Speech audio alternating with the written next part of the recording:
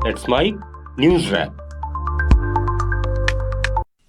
Let's spike news wrap में अब सुनते हैं दिन भर की अहम खबरें सिर्फ 10 मिनट में।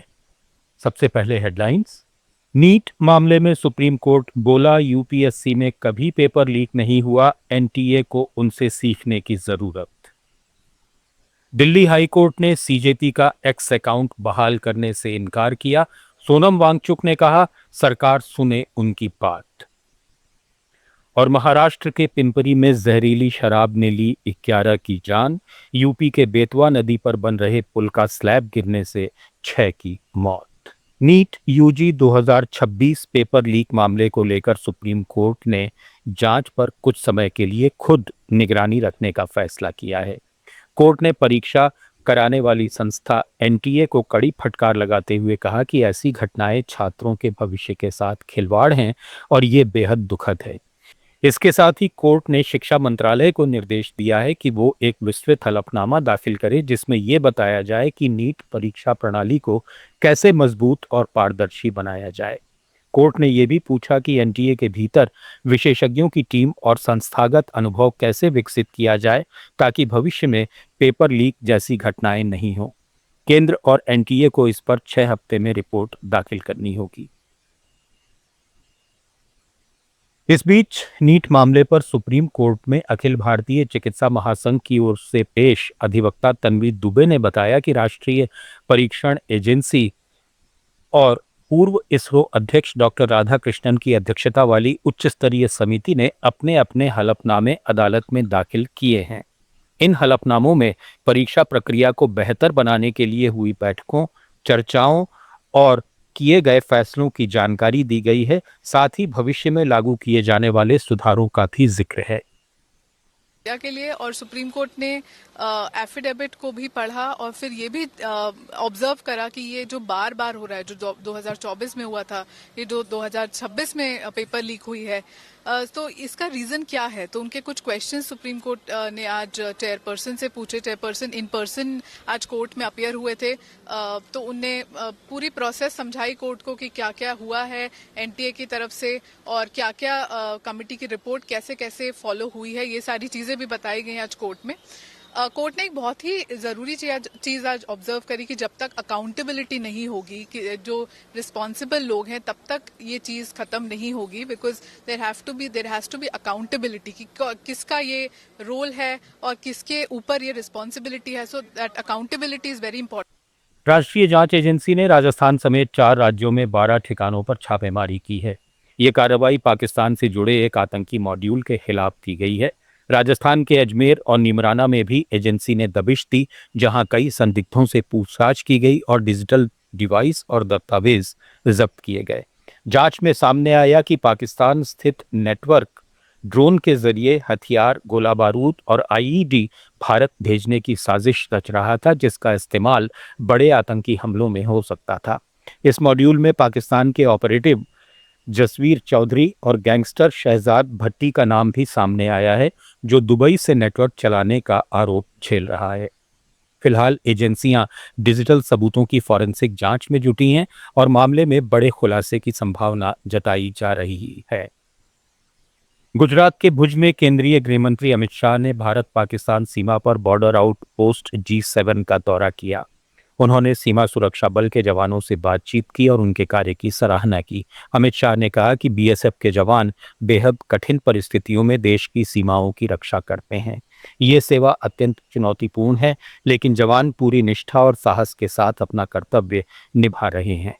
देश के 140 करोड़ नागरिक बीएसएफ के प्रति सम्मान रखते हैं और इन्हीं जवानों की वजह से देशवासी चैन की नींद सो पाते हैं।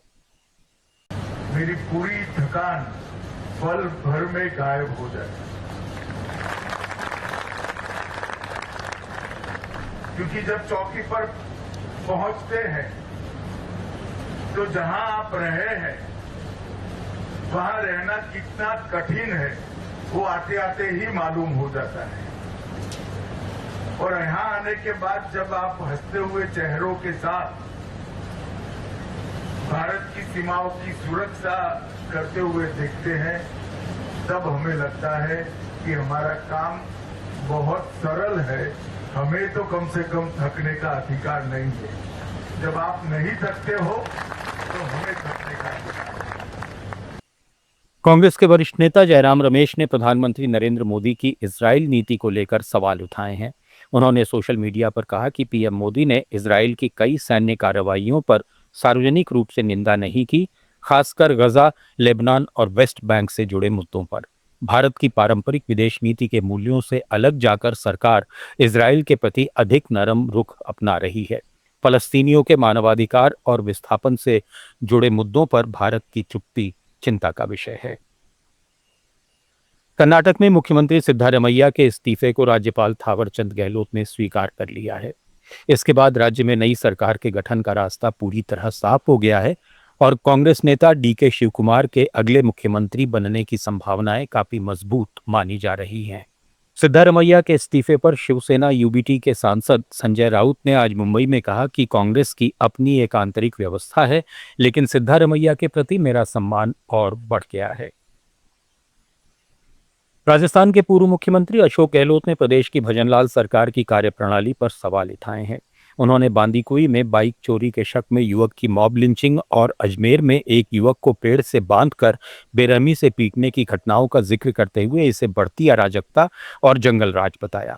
अखबार में छपी खबर सोशल मीडिया पर साझा करते हुए उन्होंने पूछा कि पुलिस कहाँ थी और कानून अपने हाथ में लेने की घटनाएं किस ओर इशारा करती हैं। पिछली भाजपा सरकार की तरह अब फिर मॉब लिंचिंग की घटनाएं हो रही हैं, जो गृह विभाग और पुलिस की नाकामी है। उन्होंने सवाल किया कि ऐसी स्थिति में भाजपा का सत्ता में बने रहने का नैतिक अधिकार क्या रह जाएगा। दिल्ली हाईकोर्ट ने कॉकरोच जनता पार्टी के एक्स अकाउंट ब्लॉकिंग मामले में केंद्र सरकार और एक्स को नोटिस जारी किया है।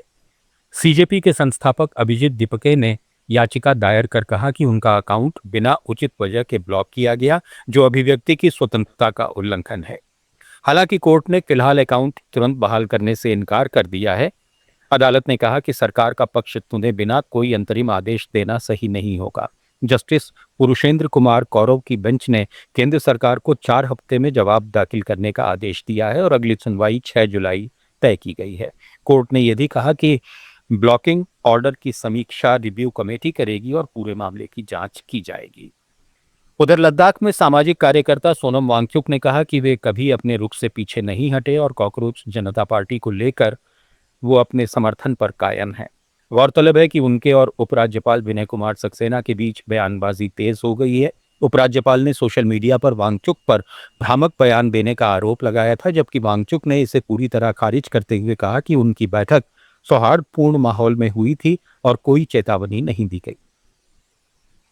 सुप्रीम कोर्ट ने ओलंपियन पहलवान विनेश फोगाट को एशियन गेम्स चयन ट्रायल में भाग लेने की अनुमति दे दी है। ये ट्रायल 30 और 31 मई को दिल्ली में होंगे। दरअसल रेसलिंग फेडरेशन ऑफ इंडिया ने इन ट्रायल्स को रोकने के लिए सुप्रीम कोर्ट में याचिका दायर की थी, जिसे अदालत ने खारिज कर दिया।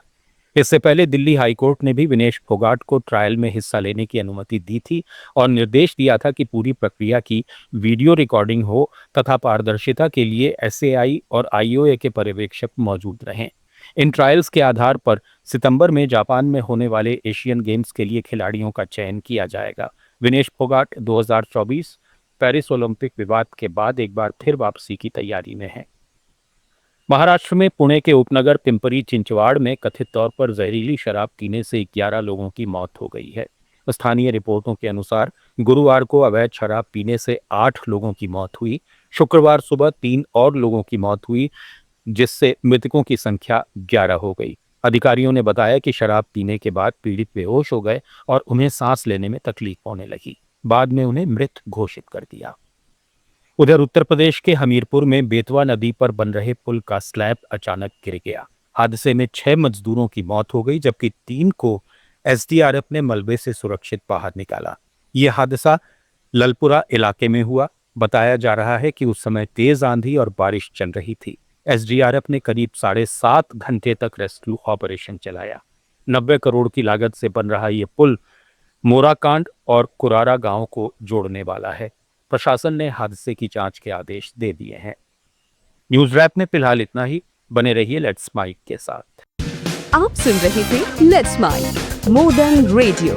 फॉलो कीजिए हमें हमारे सोशल मीडिया प्लेटफॉर्म्स पर।